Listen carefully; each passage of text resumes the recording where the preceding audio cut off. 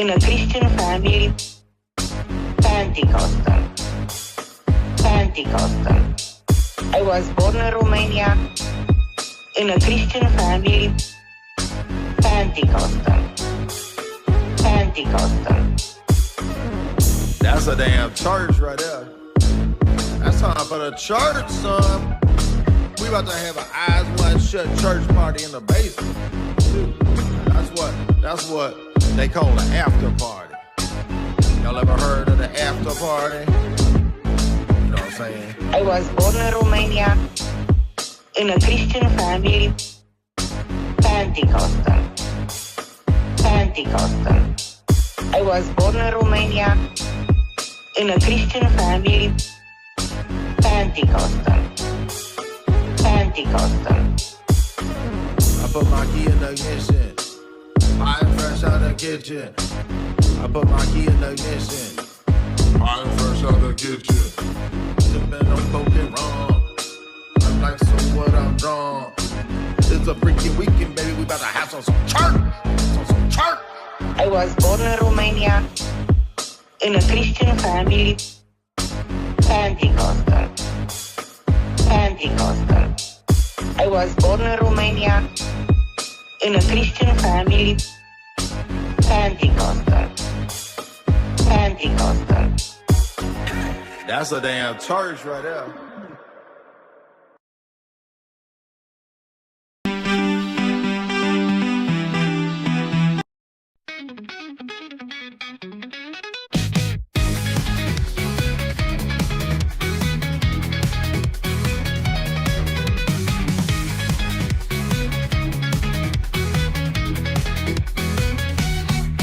Little monkey, you climbed up in that tree. What you doing up there? Why you scared? Why you running from every debate?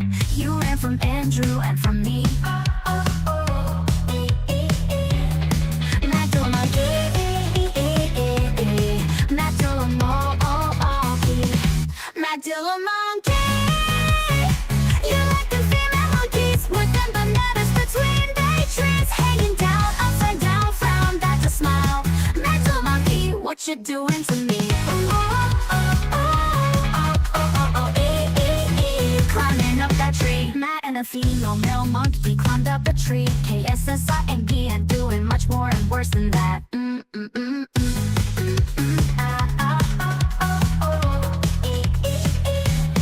Mad little monkey. Mad little monkey. Mad little monkey. With them bananas between their trees, hanging down, upside down, frown, that's a smile. Mad little monkey, what you doing to me? Climbing up that tree.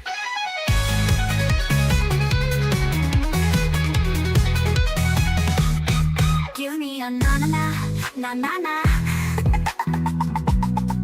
One more big na-na-na. Cause my name is Mad little monkey. But I say it's not a banana, I say it's a JJ. That reminds me of Jay, he beat me in that debate.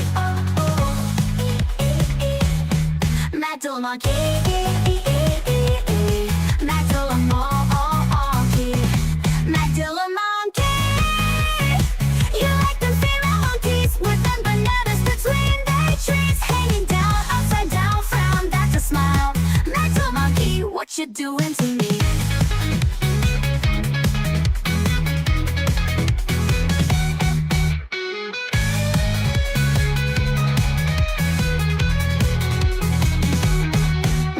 Monkey, what happened to you, baby? I thought you was all about reason and you was all about science, but now you saying all kind of bunch of nonsense.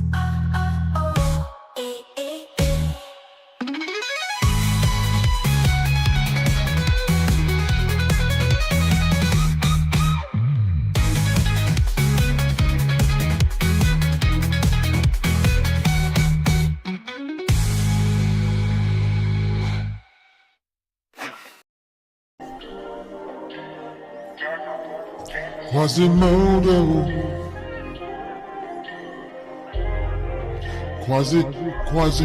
Quasimodo.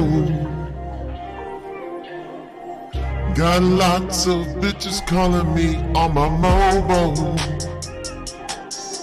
Quasimodo.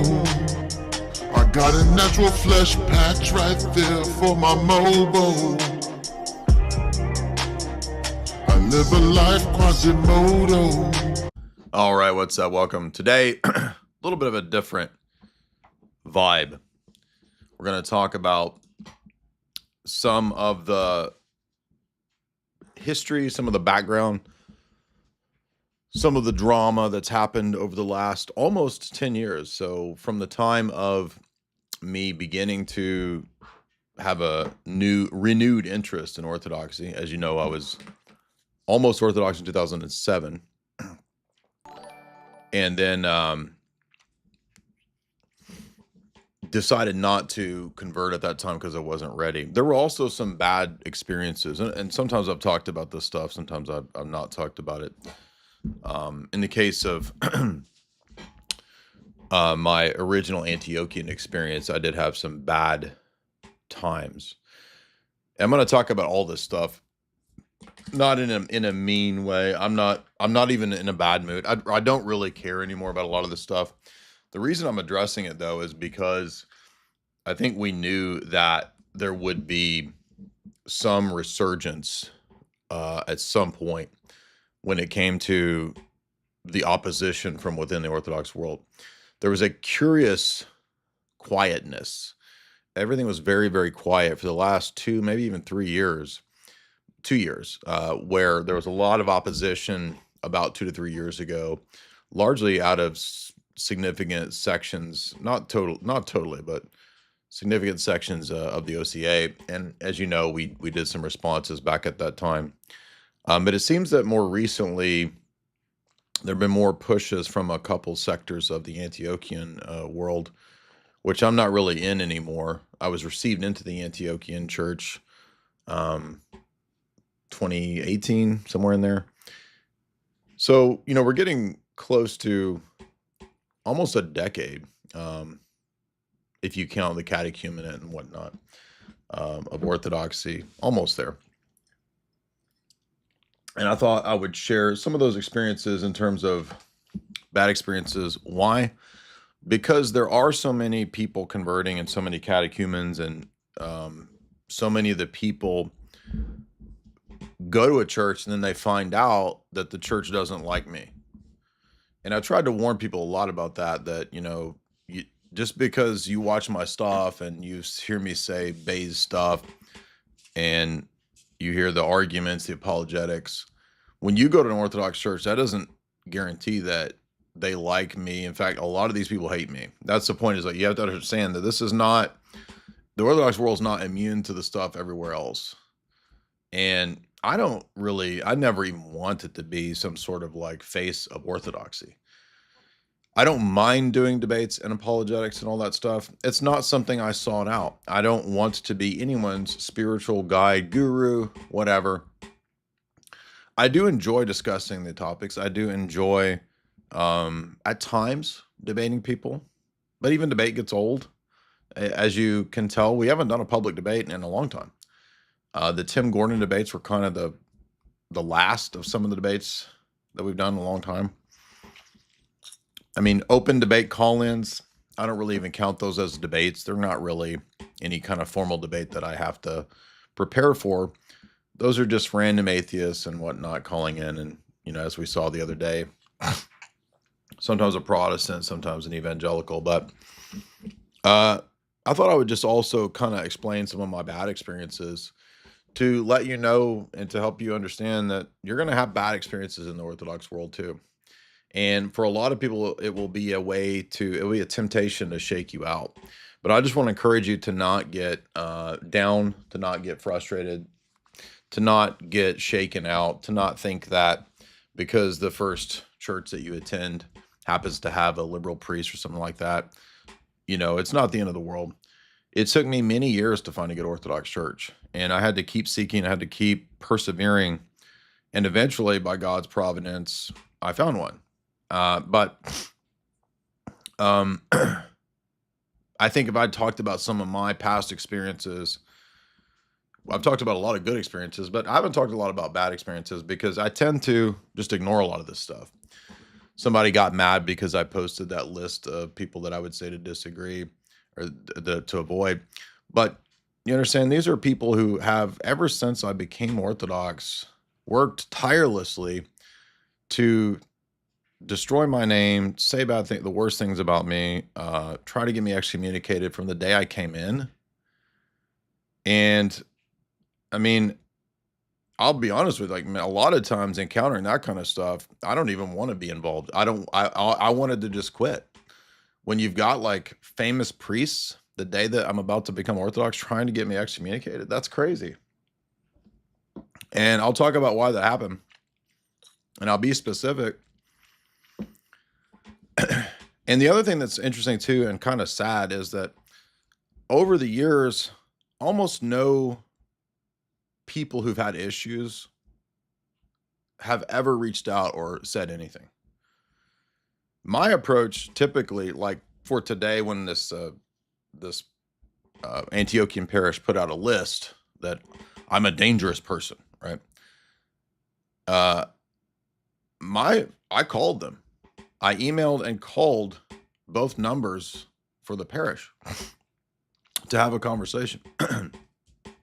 In the past, when we've had issues, when there was an issue with Damick, I immediately called Father Damick, and he hung up. He hung up on me immediately.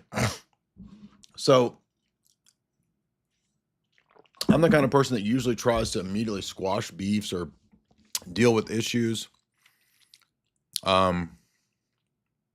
Crazy, you were homeless? I don't know what you mean homeless. I don't think I've ever been homeless. I've had some crappy apartments, but I don't think I've ever been homeless. You better check yourself. But back to the point about like what I do. Again, I've constantly tried to shy away from being some sort of voice or face of Orthodoxy, and that ends up kind of in an inverse way making people say, oh, well, I guess he's who we look to because, you know, he's not even interested in being Orthodox in terms of the voice of it or whatever. Not that I'm not interested in being Orthodox, you know what I mean? Like, I'm not interested. I never sought to try to be some sort of voice for this. This ended up happening, whether we like it or not. And this angers a lot of people. So a lot of people don't like what I talk about because of political issues. I think that's the first thing that people should understand, is that not everybody in the Orthodox Church is raised in whatever. Even though we might like to keep politics out of the church or whatever, unfortunately, especially for leftist-minded people, DNC-minded people, priests that are members of the Democratic Socialist Party, and those exist, priests that are part of the Democratic National Convention, they don't keep politics out of church as much as they tell everybody else that you got to keep politics out of the church. For one, you can't keep politics out because many issues that are political are also moral. So, for example, abortion is a moral and a political issue. Homosexual marriage, same type of thing. Yeah, I tried to fix the audio, I saw. I'm not despairing. I'm not even in a bad mood at all. I'm not angry at anybody. I do want to listen to some of these individuals who have been so rabid and angry and whatever for so long. We're going to listen to this figure here to see a test case of this kind of just. It's really sad because so many of these people don't even realize that they're their own worst enemies. So, first experience I had that was kind of a bad experience was when I was really interested in Orthodoxy as a catechumen in 2007. I had an Antiochian priest who I was driving 2 hours to do catechesis during the week. And during Super Bowl week, he forgot. and just left me standing at the church for a couple hours as I drove 2 hours, because for him, the Super Bowl was more important. And that was a key figure, or a key indicator in my original desire to not become Orthodox. Because to me, that said, this guy puts football above catechumens. And maybe it was a one-off, but there at that time in 2007, I mean, there was a lot of bad stuff in Orthodox churches in the Orthodox world.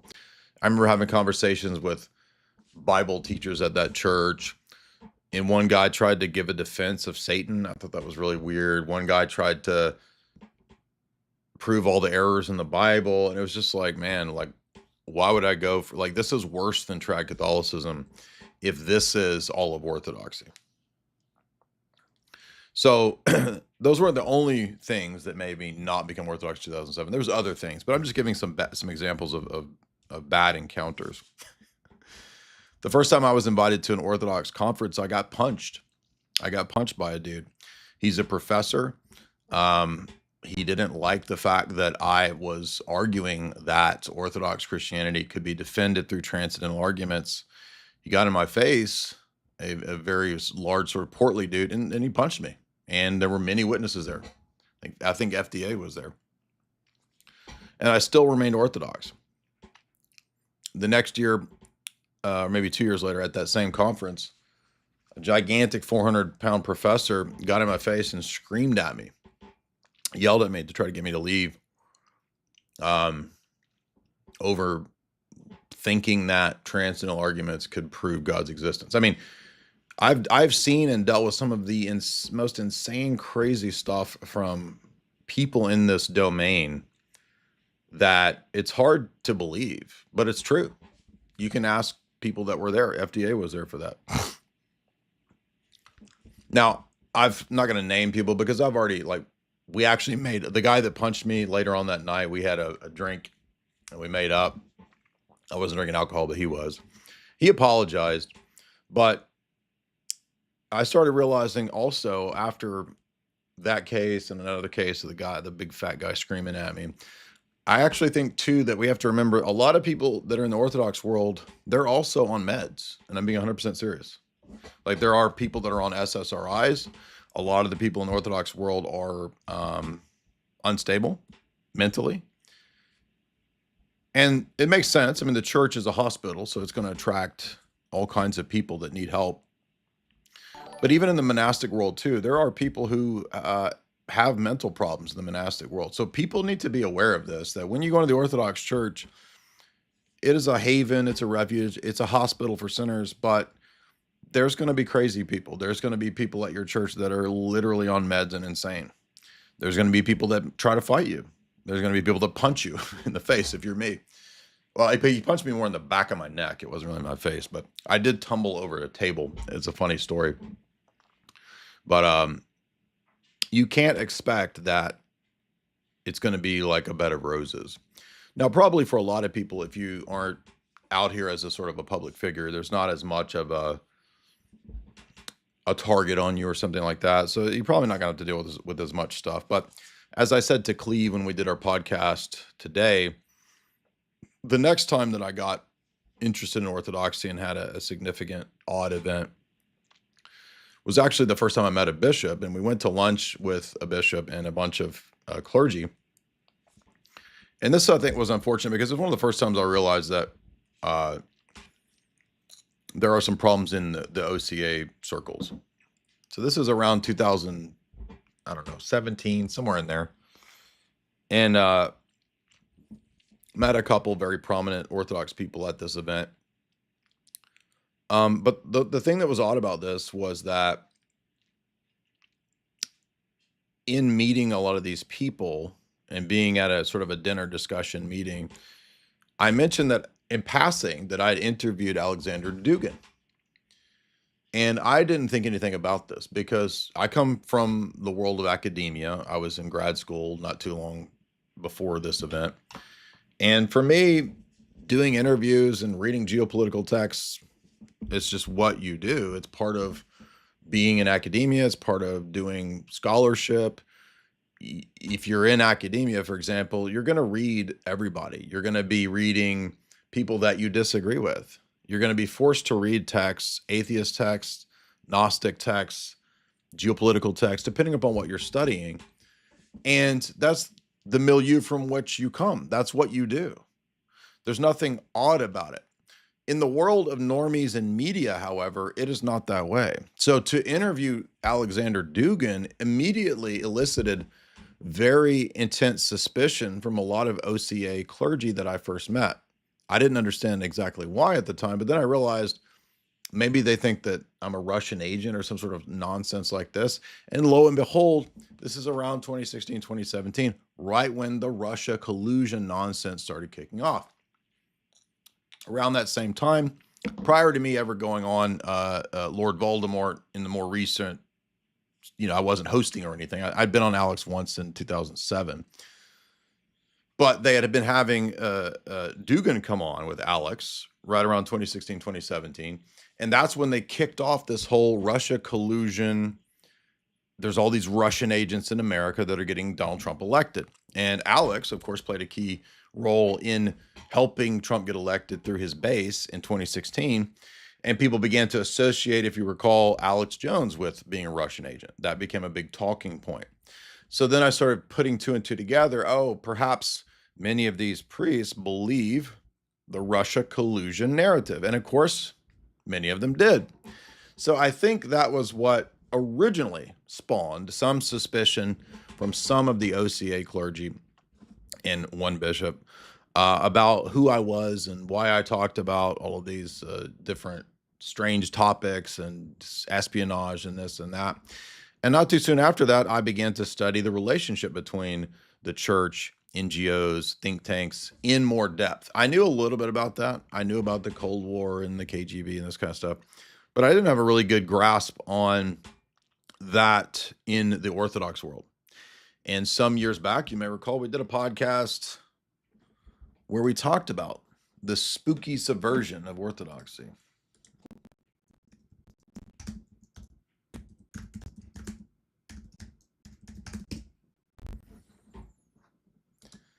Almost 8 years ago, we did this. Now, this doesn't have that many views in terms of overall stuff, but in terms of the Orthodox world, 30,000 views is a lot of views. So I think this also raised some eyebrows. Hey, wait a minute. Why is this guy talking about this? Excuse me. My allergies is going crazy. And then I did a separate one around this time that had to do with the EP and reunion.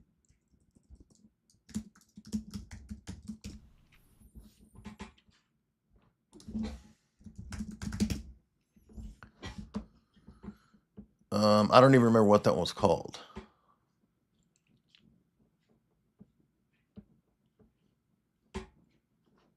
Oh, wait, I know. Constantinople.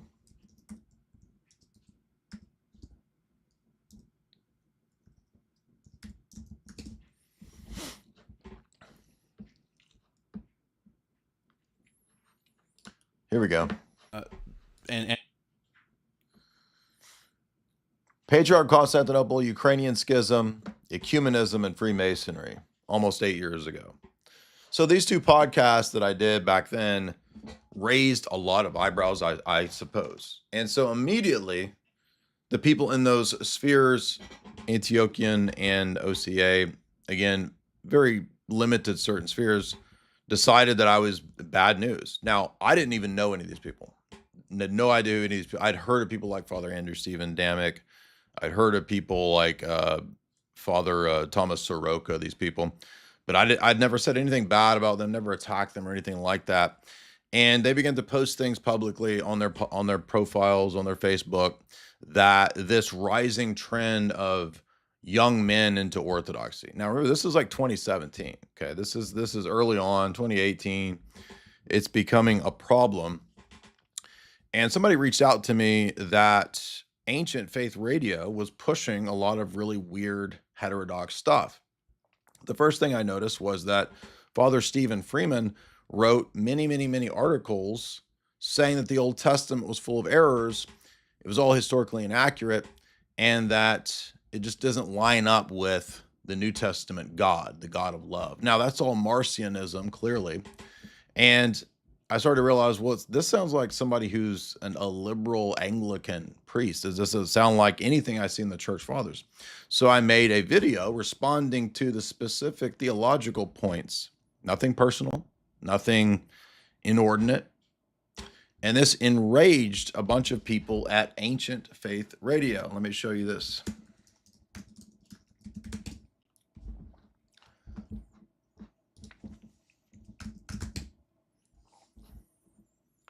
Again, around the same time, Father Stephen Freeman refuted.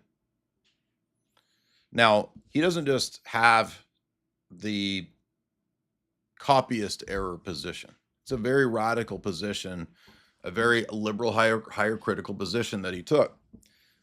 I did this video responding point by point to his Ancient Faith articles. This enraged Ancient Faith Radio. Ancient Faith decided that, again, I'm a bad, evil, mean person. Now, did anyone from Ancient Faith ever reach out or try to talk to me? Not that I recall. My godfather, who was a very helpful, lovely, godly man, was very helpful through this process, and he knew Father Stephen Freeman. So I think things ended up not being as bad as they could have been thanks to Dean Arnold. So shout out to Dean.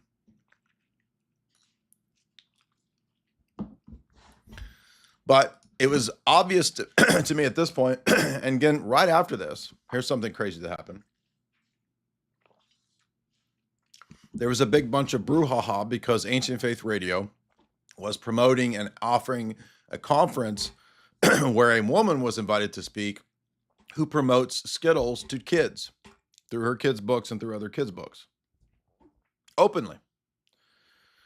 I called attention to this, and who do you think was the bad guy for calling attention to this? Enter Father Stephen Damick to once again step in and talk about how bad I was, even though Ancient Faith Radio was openly promoting and inviting to conferences women who push Skittles to kids, but I'm the bad person because I called it out.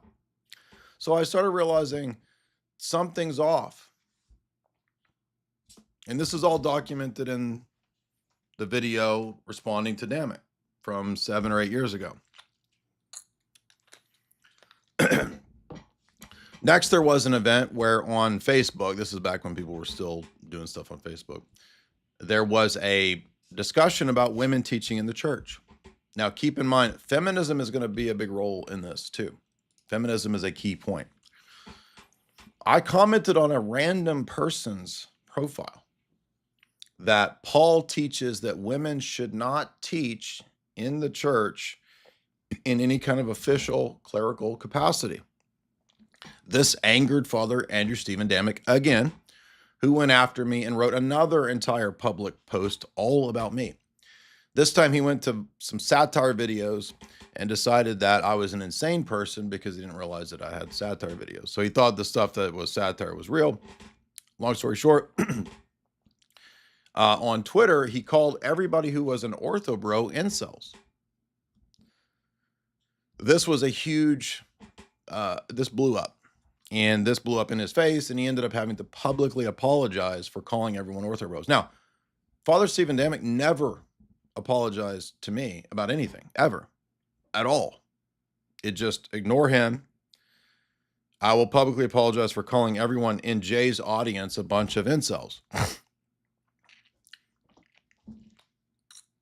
So another mediating priest said, let's just part ways and forget it. So that's what we did. Now, since then, of course, Damick has not ceased to not call me out. He doesn't do it as much as he used to, but it's still the same old story. And it's not just that sector. Ancient Faith also continued to promote and push a bunch of people who were bad news. And then eventually they started pushing out people who didn't go along with or talked about the Ukraine schism. So it became more and more political at the same time as they were pushing women and selling women's books that believed in women priests. Ancient Faith, Angela Dole Carson, a big Obama supporter, and they were pushing women who were Coptics, who wrote Coptic blogs and did a Coptic podcast on Ancient Faith Radio, who were pro TRANZ. So this got worse and worse and worse. But who was the bad guy? Me, of course. I'm the bad person throughout all of this for even talking about this stuff. Even though in every one of these cases, what we said was factual, correct, spot on, and orthodox. So the next thing that happened was Damick put out an article about internet orthodoxy. Internet orthodoxy is bad because the orthobros don't go to church. They don't have spiritual fathers. No one is really guiding these men. They're just random dudes on the internet. But in reality, I'll tell you why.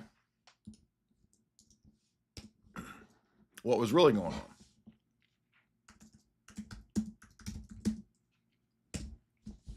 If we look at Google Trends, and I want to keep to the point here that, like, I was promoting Ancient Faith throughout this time, right? I would still like say, hey, they've got good stuff there. Eventually I said, you know what, this entity does not do good. It's a lot of bad fruit. There's some good people there, sure, whatever. But overall, let's take a look at this. What ended up happening? And by the way, there was these really arrogant statements that Damick used to make too, that nobody even knows who this person is. Who cares? Who even knows who this person is? It's just really weird, like narcissistic type of stuff that was just bizarre.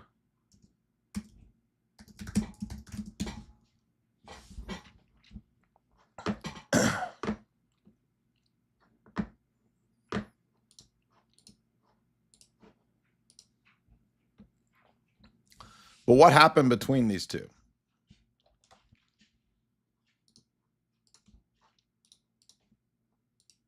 Well, if we look at the metrics, particularly back when a lot of this was kicking off,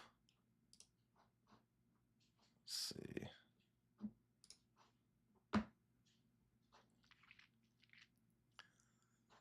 Over the last several years, you'll notice that interest in what we talk about massively blew up beyond Ancient Faith Radio.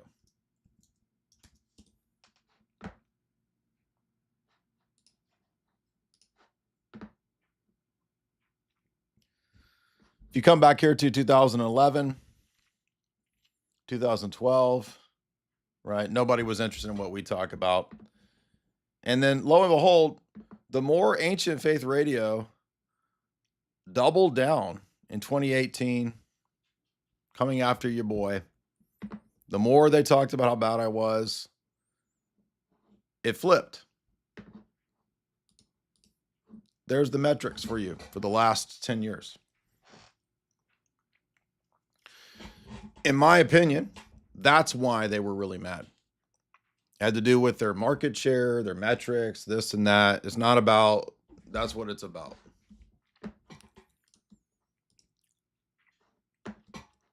Now that's web search over 10 years. And notice how it flips. And that's YouTube over 10 years. Absolutely dead compared to what we do.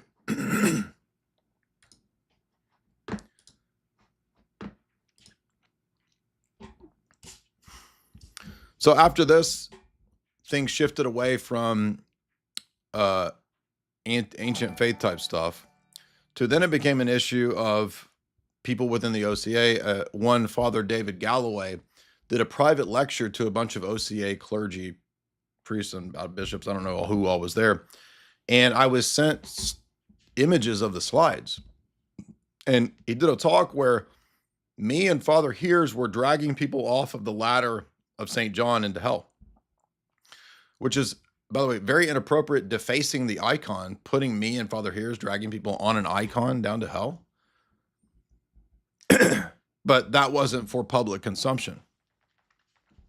And it turned out that that priest was charging people on his Patreon to do prayers. It also turns out that that priest had severe mental problems and other things going on. Now, in that scenario, who was the bad guy? Oh, me. Why? I made a fat joke one time. So notice the disparity in what's going on here. You can oppose Father Peter Hears, oppose me, oppose anyone else that's growing. Now, Father Moses, because his channel has grown to be 200,000 almost, now he's also bad, you see.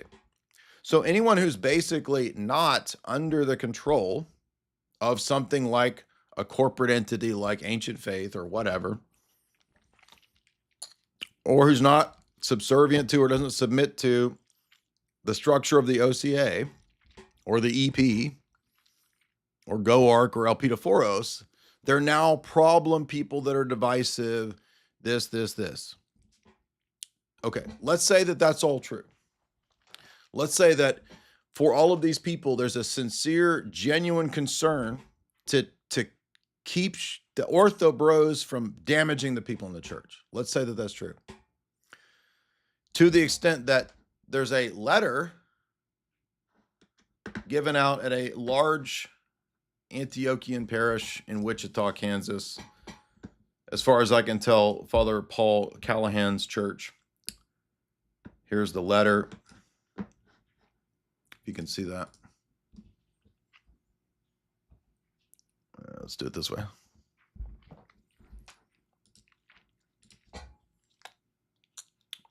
The letter given to catechumens says, be sure and watch Ancient Faith and whatever these other ones are. I don't know what that is. Search scriptures.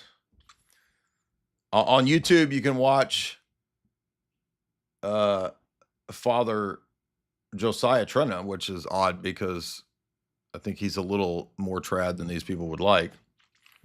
Pajot. And what Roots of Orthodoxy? Wait a minute. Roots of Orthodoxy isn't Orthodox. So notice once again the absurdity of these people who, in an irrational way, hate what we do, hate me for absolutely little to no reason. And when you ask these people why, most of the time they don't even know. They've never watched what we talk about, what we do. They'll just say, debating's bad.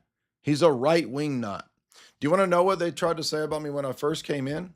Damick tried to say that I was a right-wing neo-in and that I should immediately be excommunicated, which was total lies. Every right-wing alt-R person I debated, including JF, including Richard Spencer. But it was convenient because if he could cast a narrative that I was a neo-in, he could get me canceled and excommunicated right away. So you understand, these people are devious. These people are insidious. They're not friendly people. They have a nice face. Meanwhile, they're over here doing stuff you wouldn't believe. And they act just like the libs who cancel people in all these same ways. What's the best thing that they could come up with? He's mean. What does that mean? He debates. Debate bro. He's a debate bro. Debating's bad. Okay, what's the evidence for that being bad? It's not orthodox. Well, what about the Orthodox church fathers that debated? Well, you're not a church father. So you could never win with these people, right? There's no like winning them over to your side, because to be people winning over to the same side, what has to come first is truth. And just like with the Ecumenists, it's not about truth. It's about feelings and social organization first. Truth is a problem. And that's why piety signaling is also a key element that you'll notice from all these people. And we'll see that with the Mole Monastery guy, who's always been a problematic person.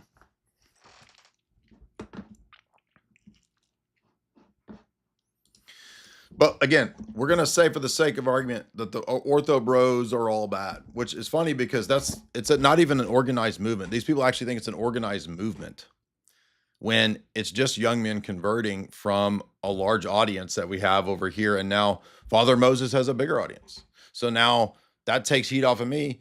He's got a bigger audience. He's got more heat than me. Good. That's less heat on me. That's less crap I have to deal with. I'm actually happy that there's a lot of priests out here now making this kind of content.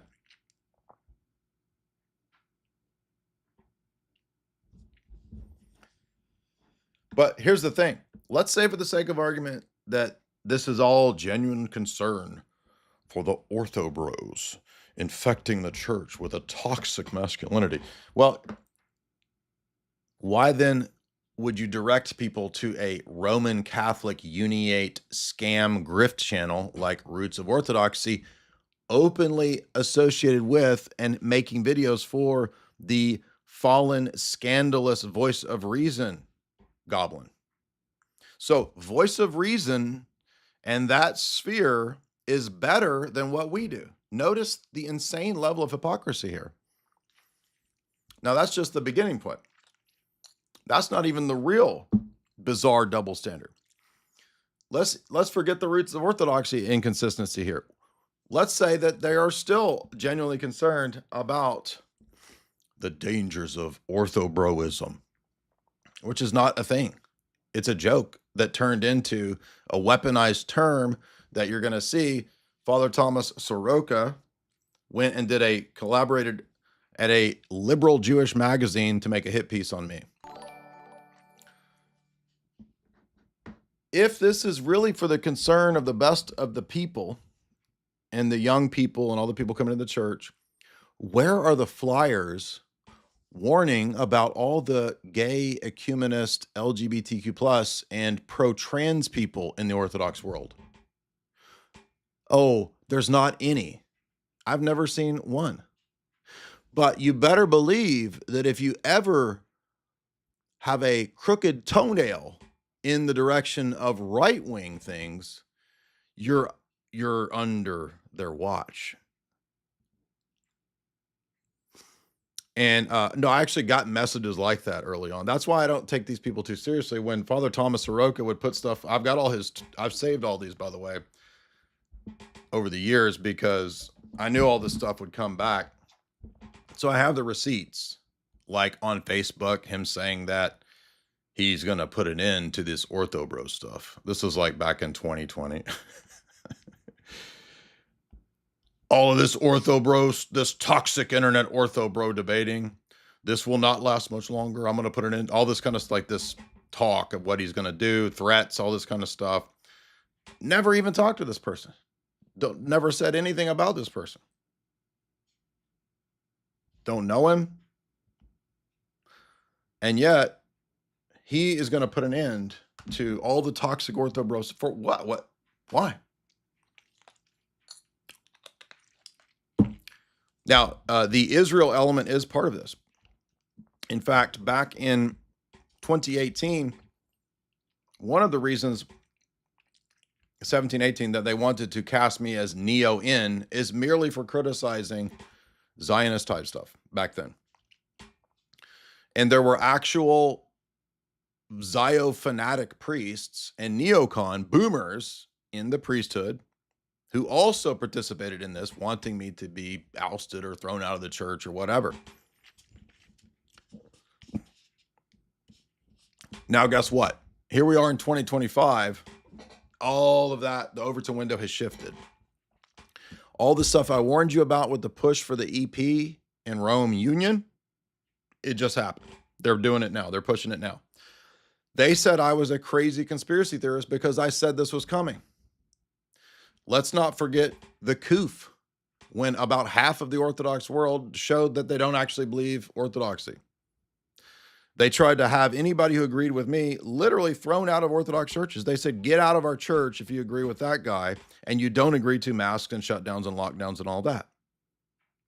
Do you think any of those collaborating lockdown priests have ever apologized or said they were wrong? Absolutely not. Of course not. So even though I was right about Zionism, I was right about the Kuf. I was right about the EP and ecumenism. I was right about ancient faith pushing trash. Everything I was correct about, none of them ever said they were wrong and I was correct. They only have doubled, tripled, quadrupled down on how bad I am as more people convert. This is how crazy this is. So when you hand out flyers warning people about the gay stuff, the butt stuff, then I'll take serious your claim that it's only for people's spiritual benefit, that you're handing out flyers of why I'm bad.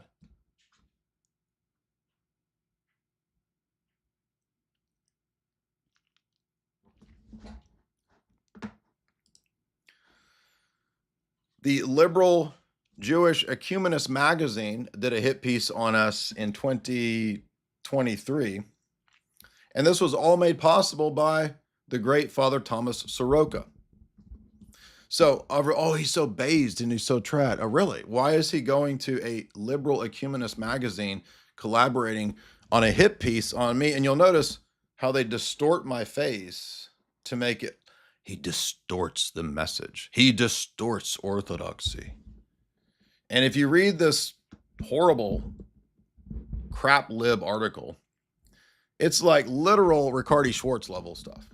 Okay. So notice people like this, like Father Thomas Soroka, they would rather collaborate with the Tablet and Sarah Ricardi Schwartz, pro TRANZ people, openly pro TRANZ people, while also saying they're so based in trad. But watch out for those ortho bros. They're so mean, they're so bad, they're so toxic. What they don't understand is that this is not 1993. This is not the era when important people are reading the Tablet. Let's check out what Fordham Magazine and The Wheel say. Let's check out what Sarah Ricardi Schwartz says. They're academics. That people don't care about that. That's why on their social media, they get 1, 2, 3 likes. So they are freaking out. That generation is worried that the next generation that's coming that will be priests and clergy are rigorous and ortho bros, just normal men. And they're not going to be subservient order takers from liberal bishops who are covertly members of the Democratic Socialist Party. Literally.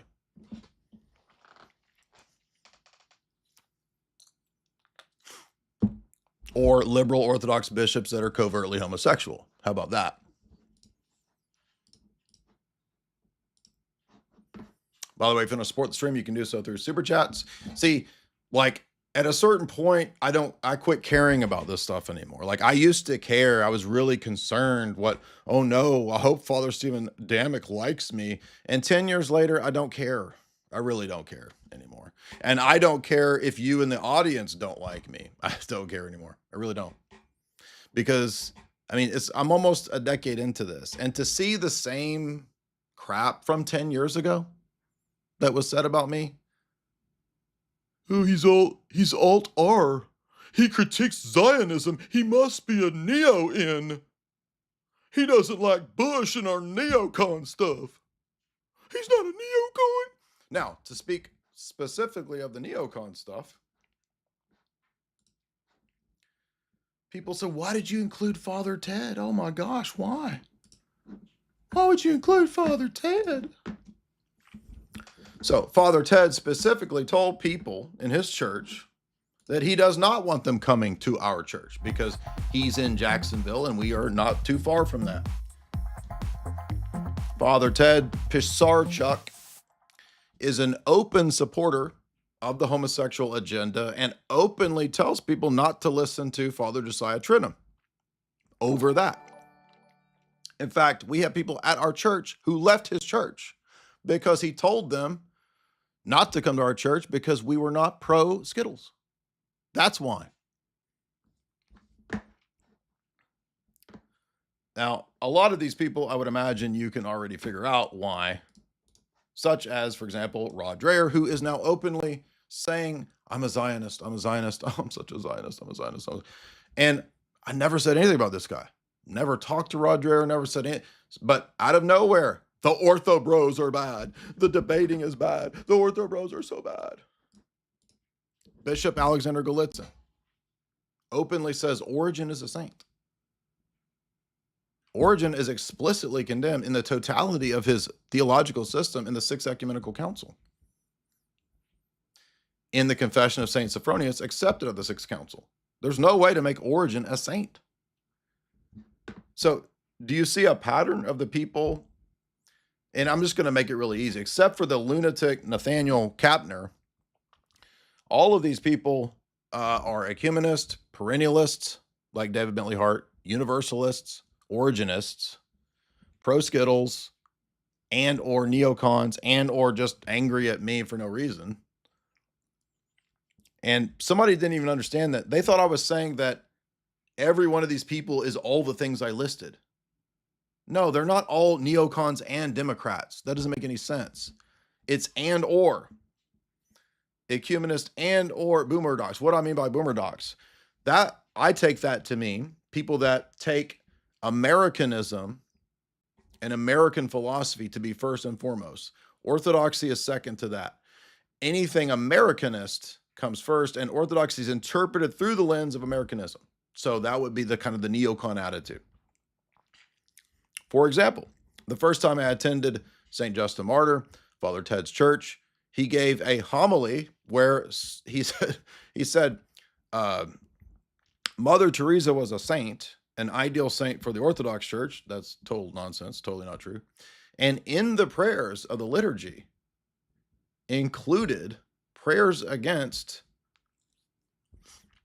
the terror state of Iran. I mean, just weird stuff, right? Just weird. So it's not surprising to me that years later he says he's pro-Skittles. So no, like, why would I find any of that surprising? All kinds of weird stuff. So like at a certain point, man, like I've not said anything about any of this stuff for 2 or 3 years. Do you think that because I don't talk about it, that means it's not happening? Of course not. Me not talking about it is me just ignoring it and moving on and doing my own thing. But these people continue to do it. They don't want young dudes that are masculine converting because it's a problem. Because now they have to have more priests. Now they have to deal with spurgy young dudes with theology questions. And a lot of these people don't care about theology. They would rather just have coffee hour and whatever. They don't want to get involved in, is this Zionism good or bad or whatever. Who cares? They don't want to talk about that, right? So spurgy young dudes are converting. And that's why they would, in many cases, not have the spurgy young dudes there. That's just the reality.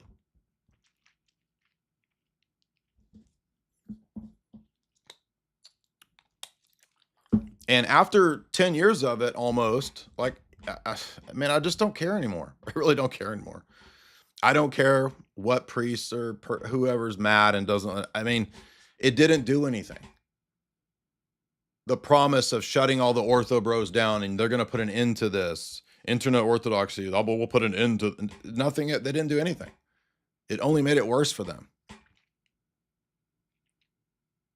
The reason you don't want masculine men to convert is because when they go into the priesthood, if that's where they go, into the diaconate, they're not going to be yes men.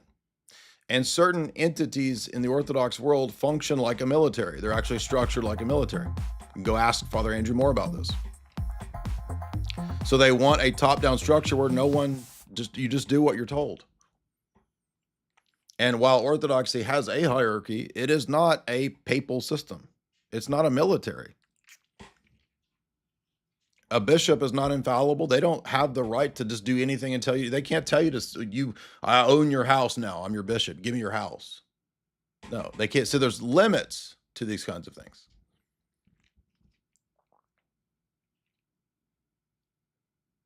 A bishop can't come in and say, you're going to stop praying the Nicene Creed. They can't do that. It's not papism. But papism is always tempting, especially in situations where there's a larger agenda to push ecumenism. Now, another key element of all this isn't ortho bros and this and that. It's also the ecumenist side. Unfortunately, Uncle Sam and his benefactors have a very vested interest in ecumenism. And that pressure is put on all of the jurisdictions. That is why you saw Representative Wilson saying Orthodoxy, particularly Russian Orthodoxy, is a giant Putin operation. Even though ROKOR comes out of people fleeing Russia, makes no sense. It's because it says Russia, a Putin organization. It's crazy.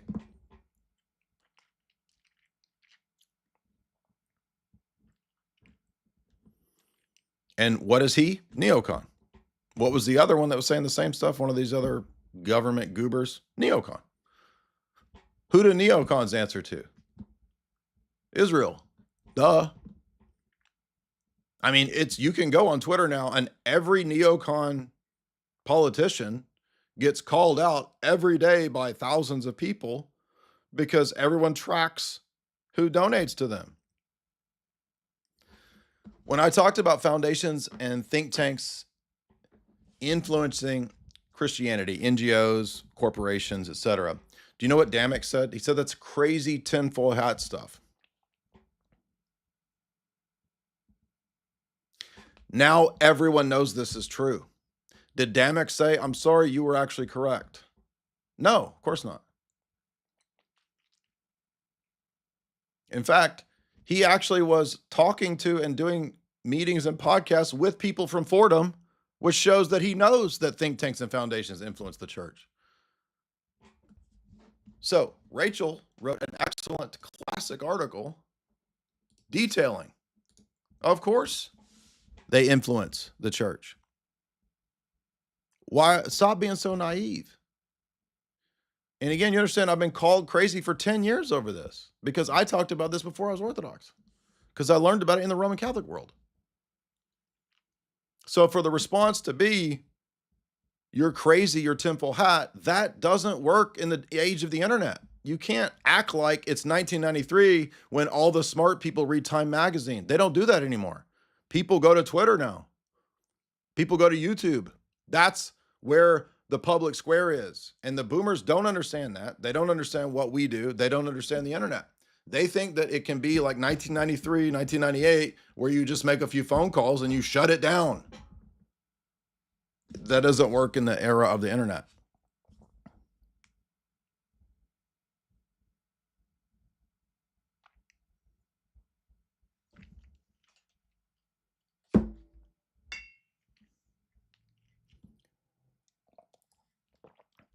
I did not think in 2017-18 that there would be this huge influx of people in the Orthodox world. I didn't know that. How would I know that? I was just trying to read all these books and figure these things out. And now we're at this influx where senators, congressmen are worried and it's turning into a thing. I didn't know it was going to turn into a thing. Okay.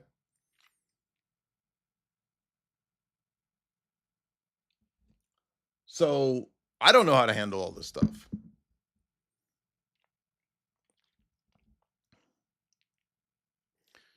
I mean, to be a guy that just reads books and does debates, because I come out of academia, and for those that don't know, in the world of academia, at least 10, 20 years ago, debate was normal. It's not a mean thing. It's normal. In fact, you're supposed to learn to debate in classical education. Like, how else are you going to be in the world conveying your ideas, selling your ideas if you don't know rhetoric and you don't know logic? You don't know these things. You got to have that to function in the world. So it was also odd to me that, given the fact that many priests are educated, it's odd to me that there would be people that think that debate is somehow inherently bad. And I know people say, "Oh, but you're too heated with it. You make too many jokes." Okay, but rhetoric is part of the debate. Go watch classical Oxford debates. Go watch, what's his name? Peter, the brother of the atheist guy. When he does his formal classical Oxford debates, guess what? He does rhetorical jabs. Oh my gosh, he's so mean. What, I mean, to me, I don't even understand that. Like, it's mean? What do you mean? Like, rhetoric is part of a debate. What are you talking about? Totally foreign to me. No, Hitchens, thank you. Peter Hitchens, go watch his Oxford Union debates. He throws in rhetoric and jabs and jokes, implying the opponent is dumb, implying the opponent has no idea what he's talking about. Oh my gosh, he's mean. Let's hyperventilate. Oh my gosh. Pearl clutching.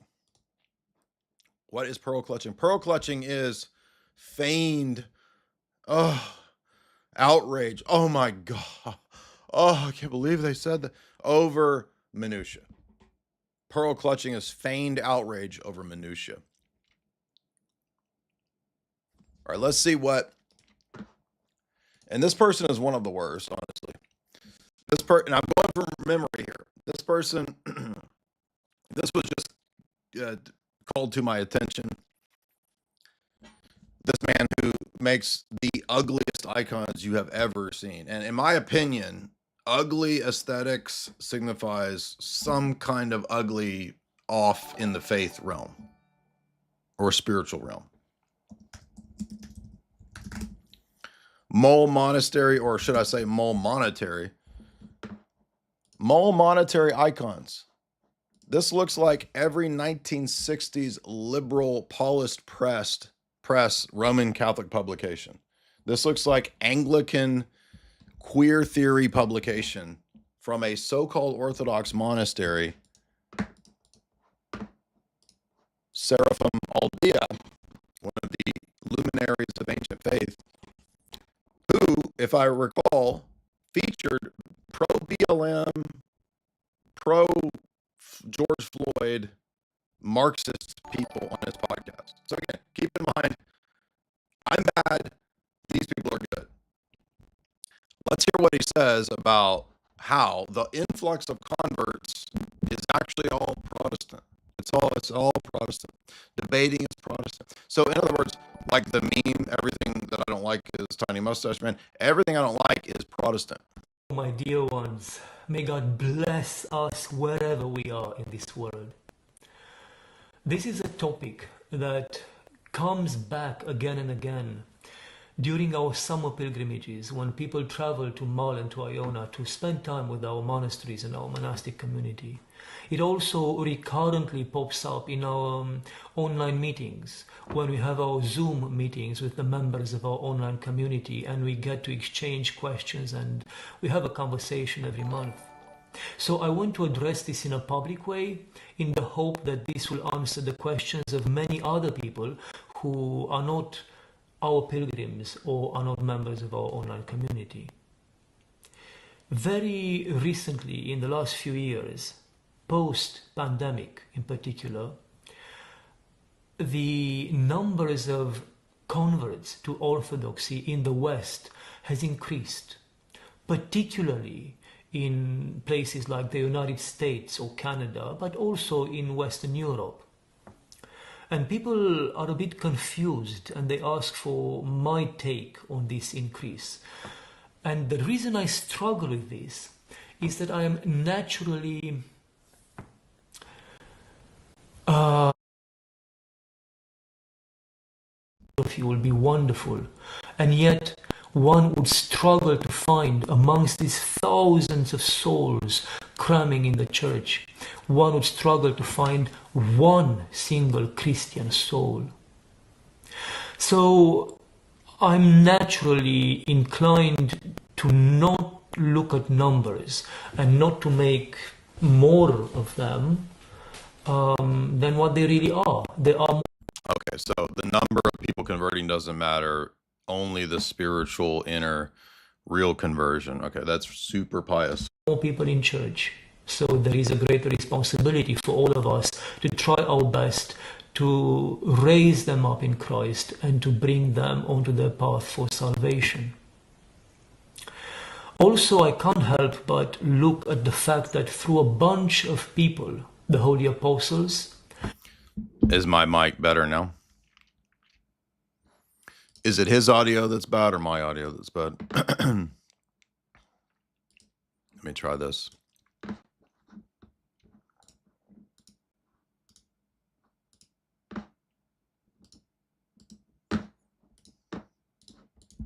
God literally Is that any better? literally changed the world in a way that is still impacting our present lives, our present existence. And yet, through the hundreds of millions of Orthodox Christians in the world today, God seems to struggle to have a similar impact on the world. And that, of course, makes me think, has God changed? Why this difference? Of course, God has not changed.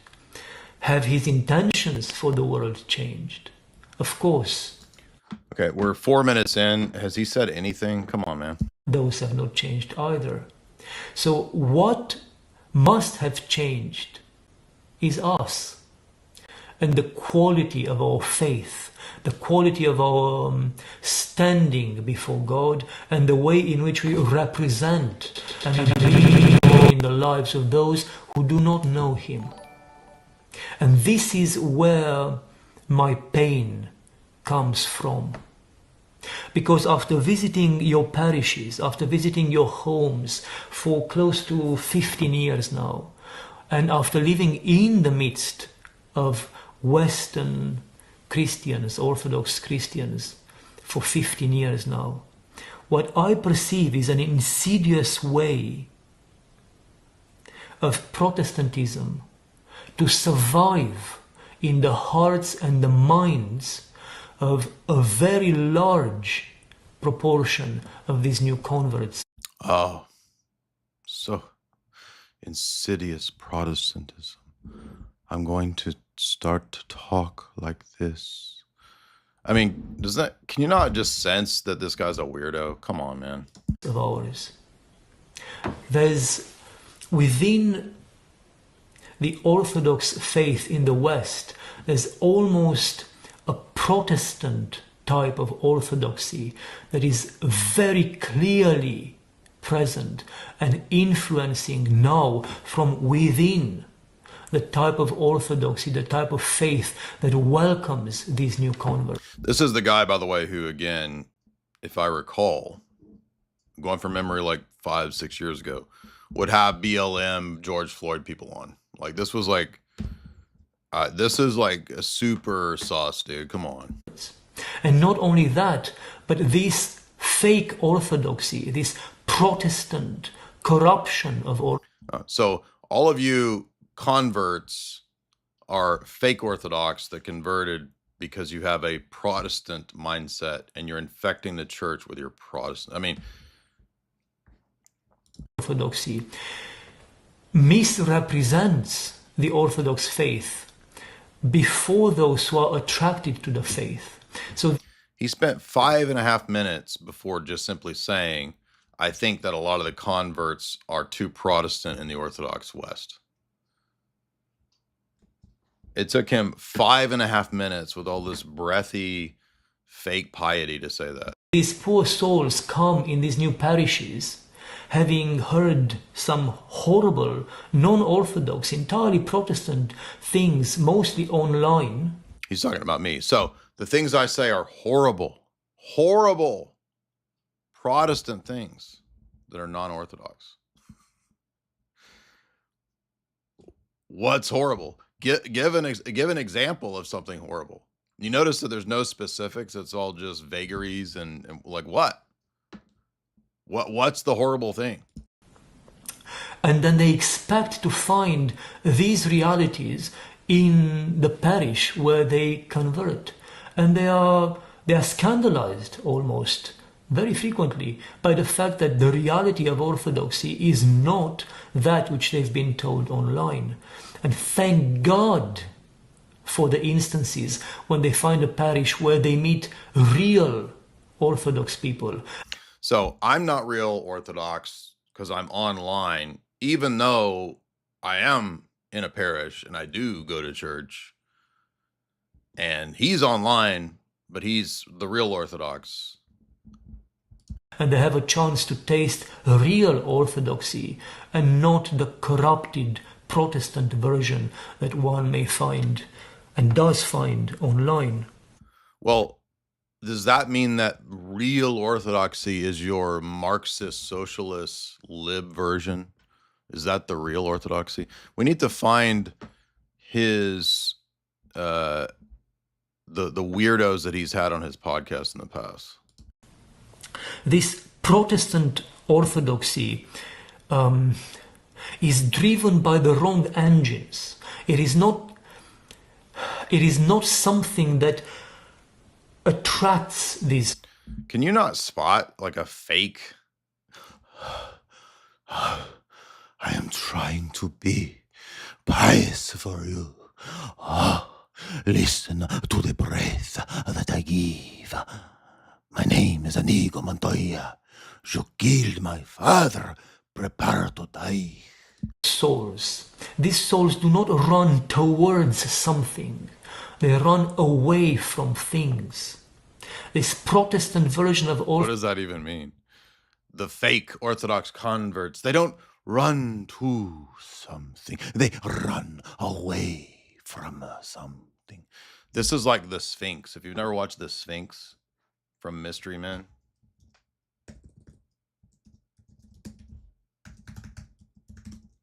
where he says nothing in these vagaries and these vague phrases. I believe in my powers. I believe in my power. Because my powers believe in me. So refresh yourself on the Sphinx there for the extreme piety. This is like when a piety signaler thinks of what the archetype of piety signaling is, he sees an image of this man. Orthodoxy is motored. Its engine is really in social issues and in politics, not in repentance, not in... How does he know that all of the converts aren't repenting? Does he read hearts now? He's an elder with clairvoyance reading hearts, knowing that people aren't repenting? And again, how can this faith not touch politics and society? You can make an idol of politics, but that doesn't mean that politics and society isn't part of the faith. So it makes no sense. self-sacrifice. These people are converting because they do not want to belong to a church that ordains women. Yeah, that's a good reason to leave a church. It's not the only reason. It's a good reason. Or these people convert as I have been told to my face. Nobody can erase this experience from my mind because it happened to me in person. These people convert because they think that orthodoxy is, and I quote, not afraid to protect one's country bearing a gun. Oh, yeah, here we go. He, by the way, is a pacifist who does not believe in self-defense. That is one of his podcasts, I do recall. That's another thing he says. So if you have a gun, oh my God, you're so bad. Oh. Now, Jesus gave principles of self-defense when he told the apostles, take a sword, right? Because at that time, it was appropriate to take a sword, to have self-defense. He told the Israelites in Exodus that you can defend yourself. It's not a call to war because it was appropriate for him to go to the cross to die.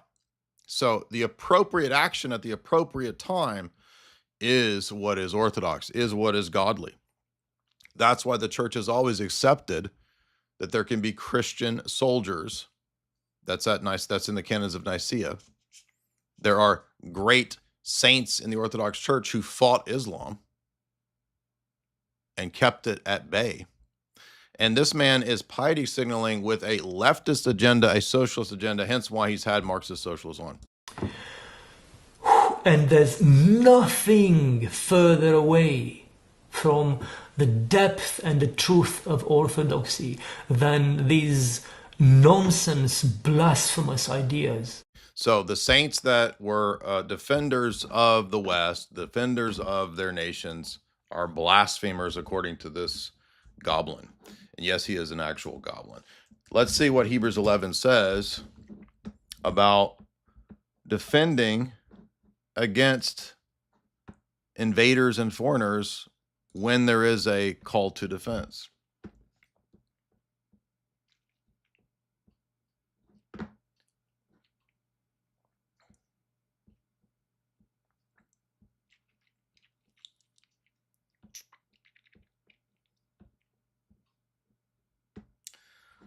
What shall I say, Paul says, about the images of who we should look to as great saints and heroes?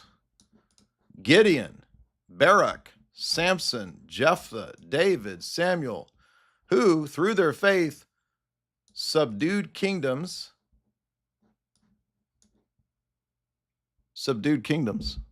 This is Hebrews in the New Testament telling you that this is a great action of faith, even in the Old Testament, as a model. Wrought righteousness, obtained promises, stopped the mouths of lions, quenched the violence of fire, escaped at the edge of the sword,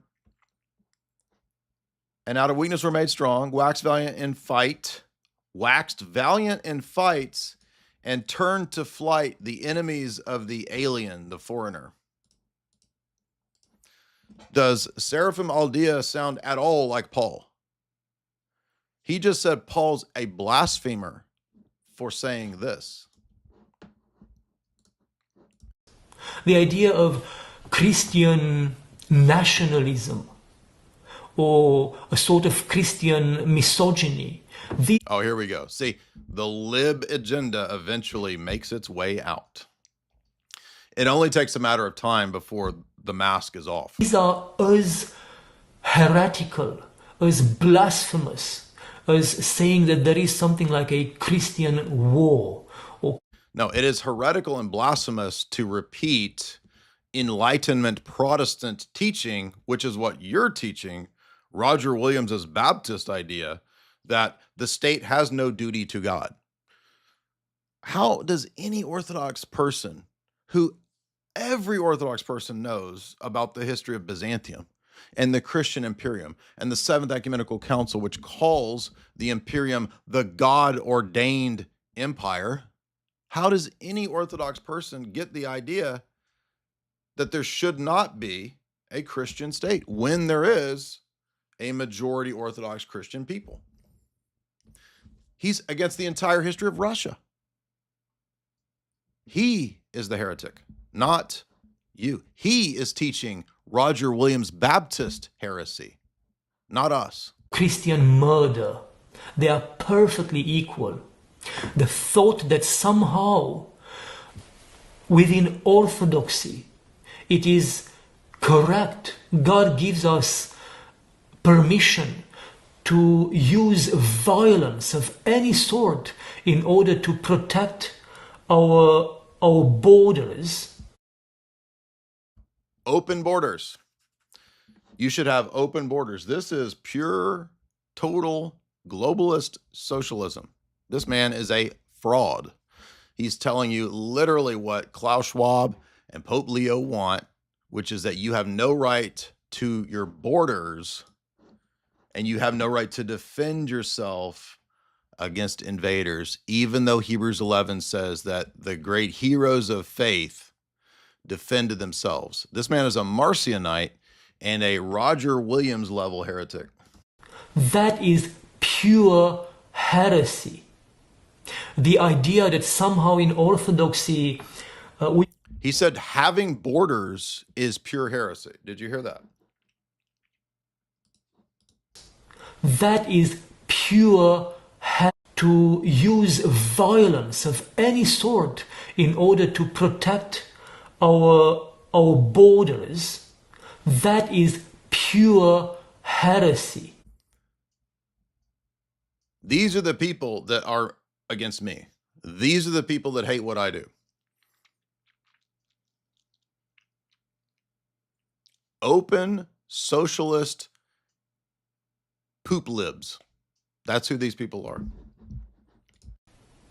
The idea that somehow in Orthodoxy we go back 1,000 years ago, where a man was a man because he could go out and make war and do battle. This is the way you prove your manhood. This is so gay, dude. I can't even. This is like just nobody but just.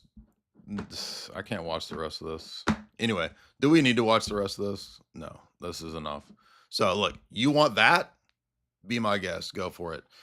You will not last very long if you think that is this religion, because this is just liberal crap. That's all that is.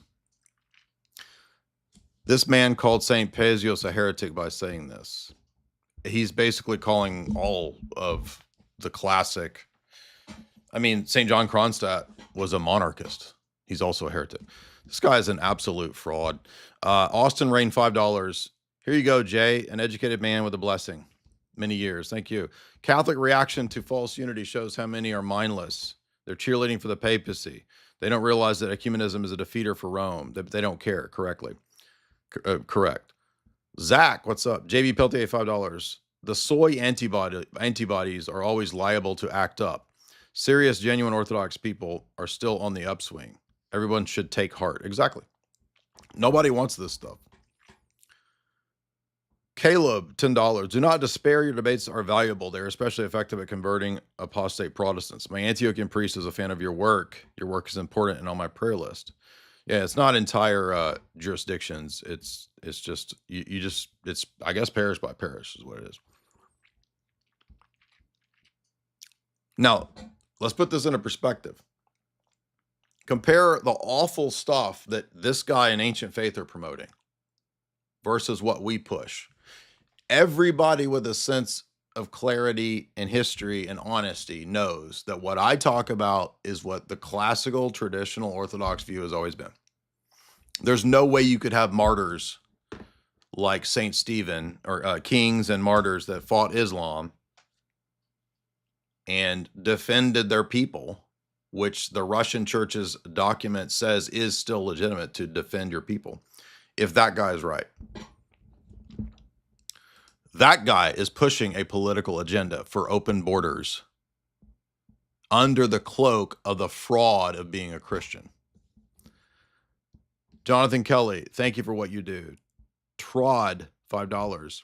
If you get the chance, talk about the Father Ted Pisarchuk. Yeah, I did. Jonathan Kelly, $5. In my Orthodox church, it's OCA. I would say 80% of the converts became Orthodox because of you. That's why they're mad. That's why they're worried, because they want you to be a soy lib like him. H. Brazi, $10. This is the diorite curse.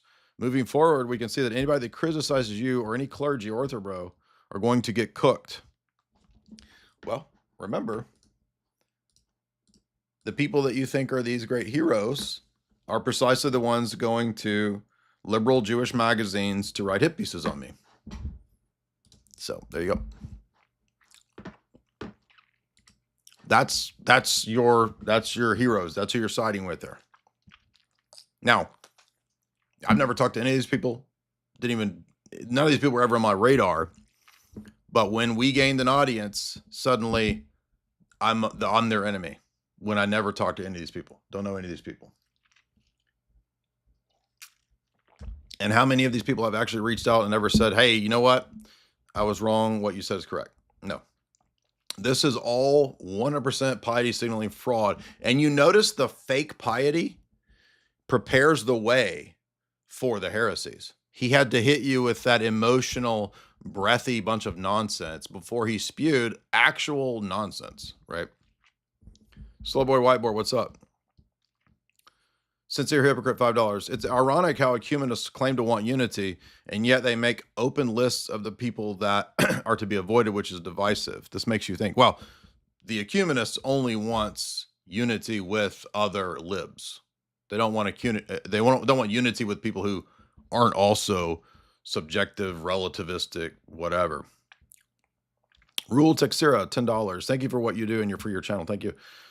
None of your business, $5. the best way to handle what you said is to just simply use facts, logic, and the truth, and keep pressing the truth. Exactly. That's what we do over here. Cypress, $10. Remember that crazy openly schizophrenic guy that you talked about on a stream a few months ago? I came across his Twitter recently. He said that certain important senators and figures were following him. I don't know what to make of it. That guy has some issues. Nathan, $5. Thank you. Thank God for the mean people like Andrew Wilson. If it was not for him, I would not know what orthodoxy is. Jay, what do you think of Mari Emanuel? He is a schismatic who's not even in his own church. He created his own denomination. JB Peltier, $5. God gives them an increase in their churches. They spit on it and say that you're bad. Exactly. Boomer Slayer, $50. You're just going to have to mog on all these people until you're world famous. Then do a live rendition of Return of the Mac. That is a solid plan. H. Brosley, $5. The fact that you actually pressed the dislike button on this video is the funniest thing ever. No, well, I mean, I've known this dude was a snake for like 8 years. Iron Giant, $5. Father Stephen Young said, if someone doesn't like your content, then they can just not watch it. But to be childish and backbite is bad news. He said this to Cleve. Yeah, I agree with that. Kabang, $20. A silo of salt with orthodox figures that pop up online. The elites know that they need to get ahead of orthodox revival. So they prop up phony orthodox and crazy psyops coming at us. The elites want to dismantle the truth. Yeah, I think these people are deluded. Exactly. Jackson Manning, David Erhun did a video a while back debunking this guy from Mole Monastery. Yeah, I'm not sure why David, I don't know if he made that video private or members or what, but he did have a good refutation of this guy some years back. I wish that maybe David will put it back up. $5 from Kevin Roos. Dude said not to be political, and then he immediately starts mentioning feminist lines and open borders. Dude, when the people say not to be political, they mean don't be right wing. Let me brainwash you into my socialist garbage. JB Peltier, $5. To clarify about St. Paisios, he was in the military. So that would be an entailment of this argument that it is impossible to be a Christian or a saint to be in the military. I mean, this canons of Nicaea said that this was a dispute in the early church. This guy's a Marcionite. All in Cain, $5. Thank you for this stream. I think a lot of catechumens are still discerning wolves from shepherds. Yeah, that's part of the reason we're doing this, is to tell and to remind people. And I don't spend a lot of time on drama. You guys know this. We haven't done a stream about any Orthodox drama in at least 2 or 3 years, even though it happens and I just ignore it. Now, a lot of these people were quiet over the last few years.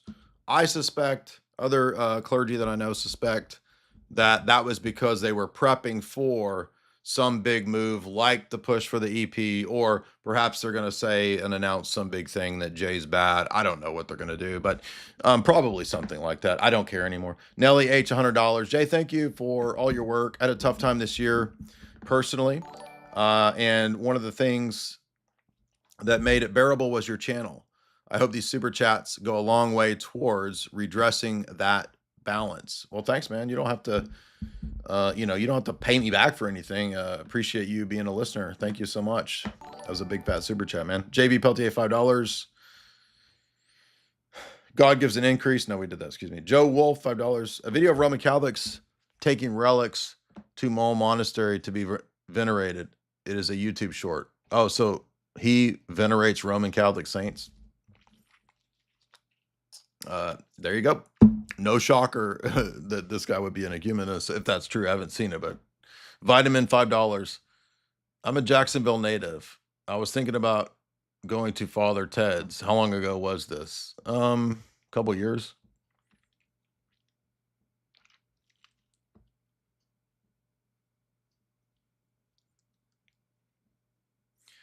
Theorical, $5.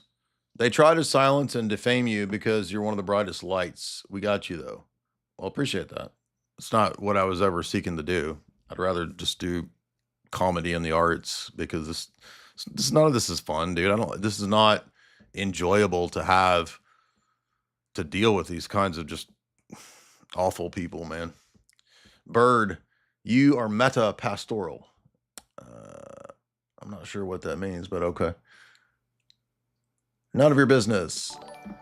I've been debating people that say they're concerned with feelings over truth. You nailed it because you said they don't actually care about truth, just feelings. Yeah, that's a lot of people. Correct.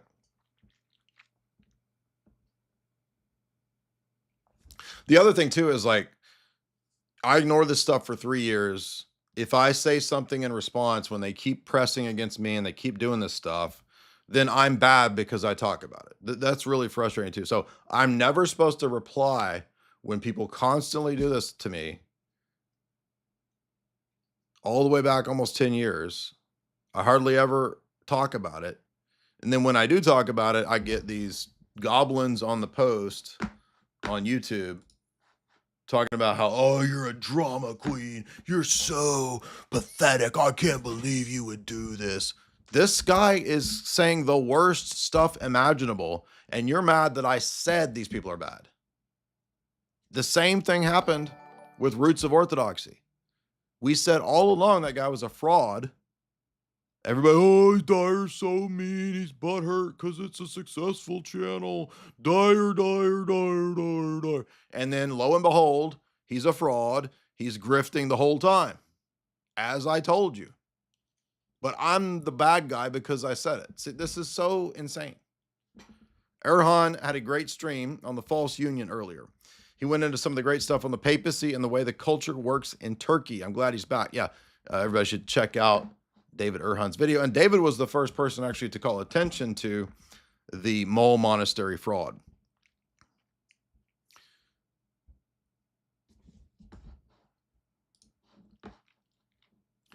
Tribulation Saints, $10. God bless you, Jay. Heretics can get mad. How do we get on the list? Just basically say the right stuff. And it'll happen.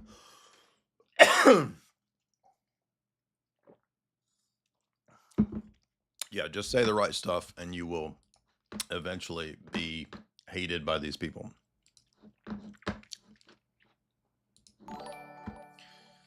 Isn't it interesting to say and talk about these things for so many years, and now it comes out on the biggest conservative websites out there?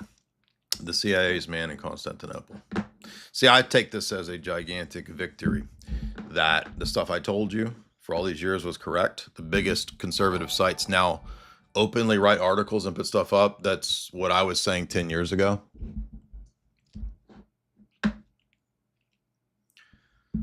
Well, Emmanuel says, Seraphim Aldea, Father Seraphim Aldea is the Orthodox Osho. He's heterodox. Still listening. I have been researching Orthodoxy for a while. I have two options. Would you recommend Greek or Antiochian? Just check them both out. Don't worry about the name. Dog Meat Begunin, $5. Hi, Jay. What's up, dude? Darth Grumpy Dad, $10. I'm new to Orthodoxy. It seems that people are people. If someone claims to be of the faith, but spouts a bunch of liberal ideas, I ignore them. Sorry that you have to deal with this, especially if you're correct. Well, I mean, it's part of it. And I haven't talked about any of this in 3 years. So this means that none of the people who fuss about me all day, there's no place for you to say, oh, he's a drama queen.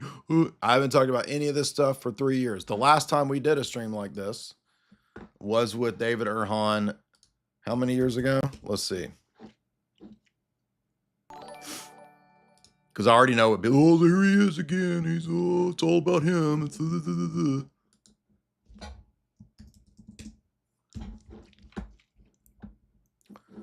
The last time we talked about this was this. March 2023, so almost 3 years. So if you want more drama, here you go. You can go watch this one. Anemone, $5. I came across Mole Monastery when I explored Orthodoxy. Something about this Seraphim Aldea guy made me uneasy. I saw his icons and I ran. Marco Rupnik eyes. Yeah, the icons are hideous. Fallen Angel, $10. They are pushing ecumenism in the St. Louis area. There's an openly gay married clergy. Do you mean in the Orthodox world or where? Where are you talking about, Fallen Angel? Joe Wolf, $5. They might have been pre-schism saints. I'm not sure, but it was Catholics that were bringing relics to the monastery. Yeah, I mean, if they're pre-schism saints, that's okay. But anyway. So be sure and read Rachel's article, which demonstrates that there is known substantial subversion. Also, in order to become toxically masculine, to not at all be like the Seraphim Aldea guy, you can head on over to chalk.com and use the promo code J60Life. That's JAY60Life, JAY60LIFE, to get 60% off all those great Chalk products, including the Performance Stack. This is a one-time, a special offer that the boys over at Chalk have given out for Christmas. It's a papal Christmas Jubilee blessing. You can get 60% off Chalk for this Christmas gift, this Christmas blessing from Pope Dyer, using the promo code J60Life at our sponsor, chalk.com, CHOQ.com. Louise Anthrope, Louise Anthorio, $5. Have you ever put any thought into the connection between Protestantism and Nestorianism and iconoclasm? Yes, we have talked about that for many years. But thank you for reminding me of that. None of your business, $10. Jay, you're on the right track. When people talk about truths, the Pharisees get angry, and so do the Roman Catholics. It's not any different today, or the Romans. They did this to Jesus. He talked about what's true, and they do the same to you. Well, I mean, obviously, I'm not at all comparable to Jesus. I wouldn't compare myself to Christ. But I mean, in certain ways, we can all say that, yeah, when we're persecuted, as Jesus says, if you follow me, you will be persecuted. So it's part of it. And, we got to remember to not hate these people. We can oppose them. We can have nothing to do with them, but also pray for their conversion, right? And I am way nicer than the church fathers. The church fathers are literally mean to heretics. They say the absolute worst stuff about heretics. So if you go read them, you'll see that to be the case. All right. Anyway, thank you guys so much.